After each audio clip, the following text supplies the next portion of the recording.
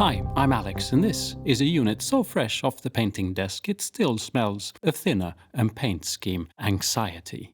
I know, the grand reveal usually comes at the end, but here they are, prematurely early in all their glory, a unit of Stormcast Vindictors, regular bread and butter units, well, in a Stormcast superhuman context. I figured I'd show you where things landed, to then go back to the beginning. How did we get here, rather than where are we going? Besides, this is where it all started, and this test mini would not have been the most fun place to start this tale. And since we're starting back to front, click like, subscribe, please consider joining the Patreon. Yeah. And so what about this tale? This is a tale about how I started a new army. How I came up with a story and a colour scheme for it. Two very entwined things, by the way. Also a little about how I actually painted it, the first unit, that is.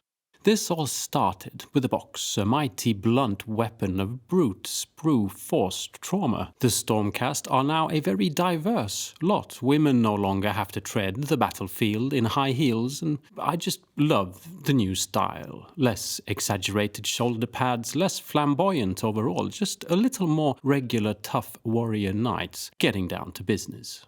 I like the concept of historical games, especially games featuring Rome. The Roman Legionnaire has been a cool thing for me since I was a child.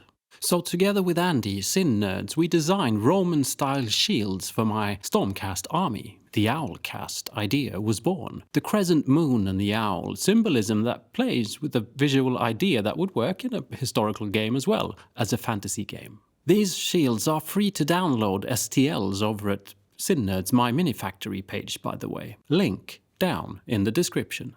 My intent was never to try and create Roman Legionnaire replicas, rather maybe what Roman mythology would look like if it was invented by me, in a grim dark setting, without the oysters and the orgies and that.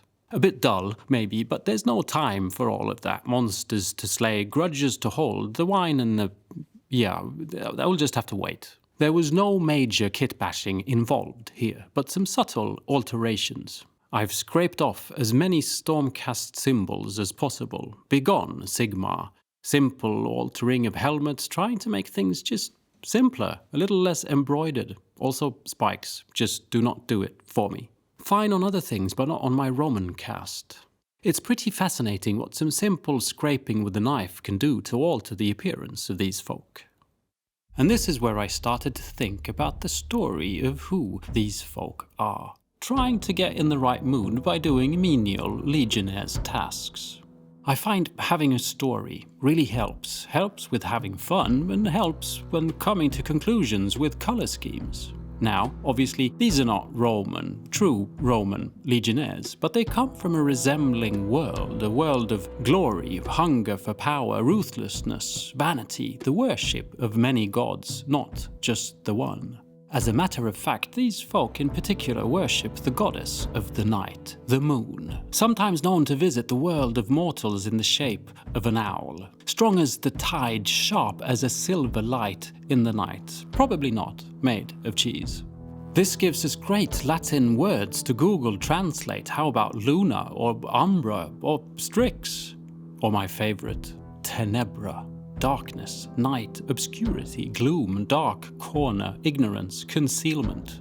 We're getting into suitable Age of Sigmar territory here. My soldiers of Tenebra. I mean, it could be a city, right? Tenebra? Fighting for the glory of their living goddess of the moon, fighting for the fall of all empires but their own. And so there I was, with really cool soldiers of Tenebra, the Owlcast, an enclave of warriors that feed on glory, shrewd warmongers worshipping the dark of night and the light of the moon. But audacious enough to wear bright colours, the opposite of my previously camouflaged army. This army does not fear to be seen on the battlefield. I was very tempted to go symbolically Roman Legionnaire red all over, but I'm also very much in favour of giving myself free rein. I'll say, hand on heart, I don't think I can manage to paint an army all the same colour. I simply don't like how it looks in the end, and I get too bored with repetition. My knowledge and sources of inspiration on Roman army colours were lacking until one of my dear patrons, Peter, after a Patreon stream, reached out with the words, "I have a book. The definitive history of every imperial Roman legion." Come again? And looking at these shields, I thought, you know what? I'll paint my army in these colours only. Red, blue, purple, green, and then black or brown, white, some gold, some copper, some steel, but with a twist. Because these troops are in fact not legio. They are a scarce number of elite superhumans. What if they were more like medieval knights, sporting individual color combinations based on their house, personal accomplishments, or specialities in battle, but still based on the quote-unquote Roman colors? My Patreon stream also led to a few other great insights that I really wanted to reuse the sort of non-metallic metal copper featured in my previous Stormcast army, and that it would be really nice if the majority of the armor was in fact boiled leather and not metal. This would hopefully bring together the different individual color schemes by the brute force of leather and steel and copper, very Mad Max, or at least a little closer to Rome. Now, let's get into some details. The bases are based on a rolling pin from Green Stuff World called Small Bricks, rolled out on a 50-50 mix of green stuff and milliput. Based on a tip from a subscriber, because I get bored with everything being exactly the same height, I've tried to work with different elevation on the bases, thus giving the troops a different appearance in height. Rolling out another rolling pin called Greek in Super Sculpty that I break into bits after curing in the oven, I can build up elevation with what looks like ruined temple floors and such. I then finish off the bases with Soilworks Summer Ground, my favourite all-round ground texture paste, and some bits of cork bark for rocks. The painting process is a balance between complexity and really trying to keep things a little simple, for me. After a Zenithal Prime, I start with a wet blend, rather rapidly trying to replicate the Zenithal Prime but with colour, using darker paint in the shaded places and brighter paint in the highlighted places. In this case though, as you soon will see, I'd say this step is more about me using a preferred method than something utterly required for visual impact. And this is why the wet blend might be a bit over the top, or why a regular base layer with an optional wash technique probably works well too. I'm now going to use a sponge to sponge on paint. This is a piece of spongy plastic, some protective spongy packaging I found lying around. I was first made aware of this technique from a patron on Discord who guided me to a Treverian video. Great video. I was intrigued. I wanted to try this out for myself. I think my major takeaway from using the sponge is that it does leave for me a different type of texture on the surface. You know how, if you're not using a very watered down paint, when painting with the brush you can get uneven brush textures going. Well, with the sponge one can get bumpy, irregular sponge textures. And they just feel alive, a little worn and irregular. Instant success in my book. My plan is to get base covering layers of paint on the entire miniature, mainly shadows and midtones, not trying to be super precise, but also not trying to be sloppy on purpose. Anything that is in shade, so pretty much where the Zenithal Prime was black, is covered with, well, black. I recently made a video on painting for the tabletop, about what is visible on the tabletop and so forth. Well worth checking out. Ping. Because I do spend a fair amount of time on my miniatures, I try to take shortcuts by simply not paying any attention to the areas that are not utterly visible. Once everything has a layer of paint going, I start to blackline, or pinline. Essentially painting a thin line of black in most crevices and in between different parts on the miniature that can benefit from separation. Sort of like adding a black wash, but only in very selected areas and without altering anything major with the rest of the paint job. This, for me, is a tedious task, but it does do miracles with contrast and separation. I then highlight. The sponge base on the armor makes highlighting a bit easier, I find, because things are already a little rough. Rough highlights won't make things look worse, rather the opposite. The boiled leather, however, I don't highlight in a regular manner. Instead, I highlight by adding brighter and brighter scratch lines to the areas that should be highlighted, trying to work up this worn look one thin stroke at a time. It's actually pretty liberating. The more worn and scratched something is, the less precise I need to be. And I know this is getting pretty detailed, but once I get the feel for how much pressure to put on the brush, painting a bunch of lines actually feels simpler than precise edge highlights or smooth gradients. My non-metallic metal copper is not so much a non-metallic metal as just highlighting stuff until it looks cool. I'm in no place to know the correct reflections of light on metallic surfaces. Instead, I go for my own, at least it smells like non-metallic metal, copper style. As also previously revealed in my paint for the tabletop video, I did attempt non-metallic metal gold on the leader of the unit instead of copper, mainly as a visual reminder to myself when gaming to place the yellow one in the middle and not out on the sides of the unit. The steel is worked in the same manner, going from cool grey shadows to warmer grey highlights, hoping that the highlights end up sort of where they would on a metallic surface, or at least looking kind of cool by the end of things. The shield, the white crescent moons and the black as night owl, same on all the shields as a common nominator, but also now religiously correct, was something I first thought I would try and just edge highlight properly. But not only did I feel a little sloppy, it just didn't fit. So I started to do scratches, and things all of a sudden started to make more sense, visually. Also, precise edge highlights were no longer as important when they could be hidden in battle damage.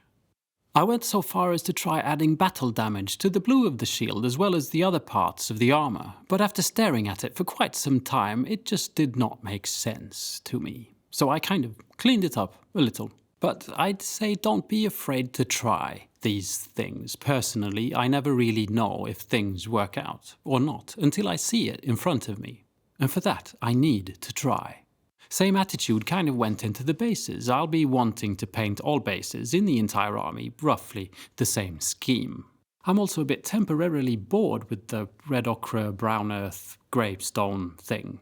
I thought maybe a more alive setting would be fun, overgrown ruins rather than dusty ruins. I'm also of the conviction that I don't mind doing a lot of steps if that means avoiding detailed work, slapping on a series of sloppy layers rather than painfully painting every cobblestone. And so I experimented, first with a layer of instant paints, the contrast style paints from Scale Color. I then brought forth some liquid pigments from Green Stuff World, mixing in a little flow improver to help it seep in properly in all the crevices and that. I then dry brushed with a tan and white liquid pigment, still sort of experimenting, figuring out simple ways of making the bases look alive, but still not drawing too much attention from the miniature. I tested out different pigment powders and kind of rapidly came to the conclusion that the green and the dirt brown powders worked really well. The thing with pigment powders when set in place, like I do with White Spirit, is that they fade in intensity. Reapplication of several layers is a way to solve this.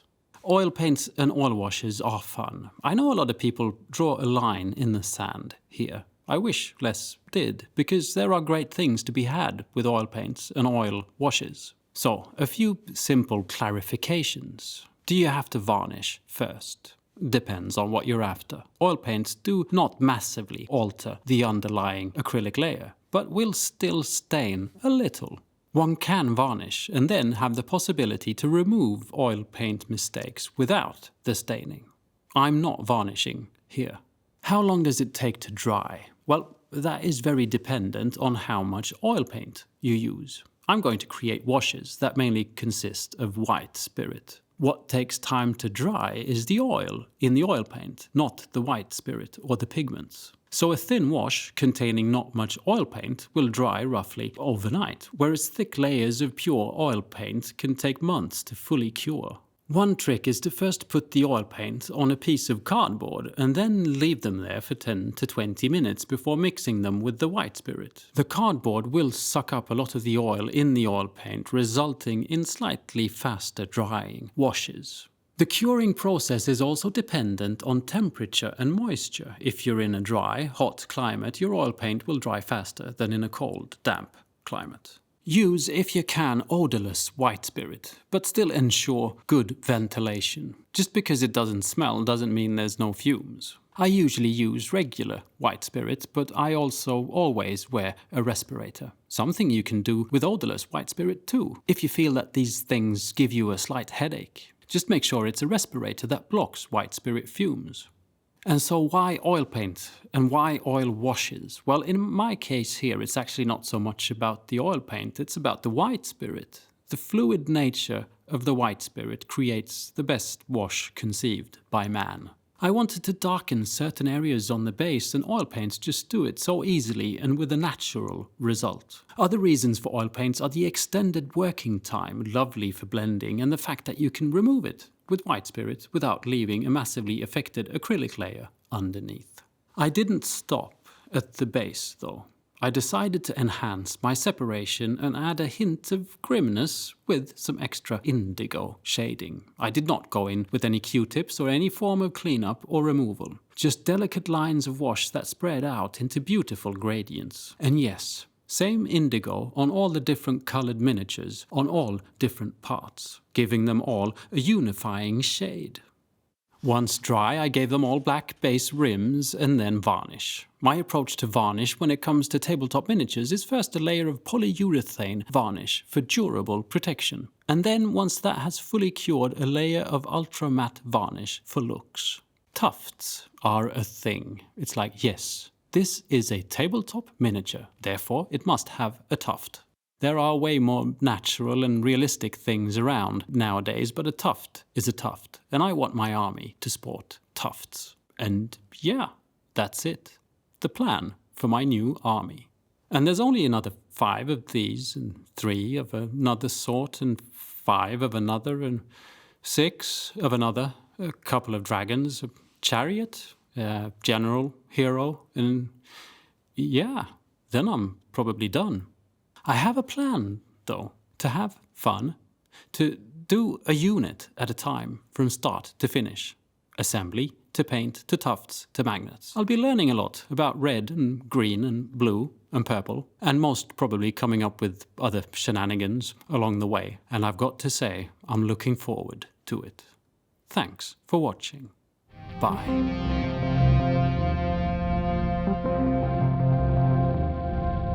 Thank you.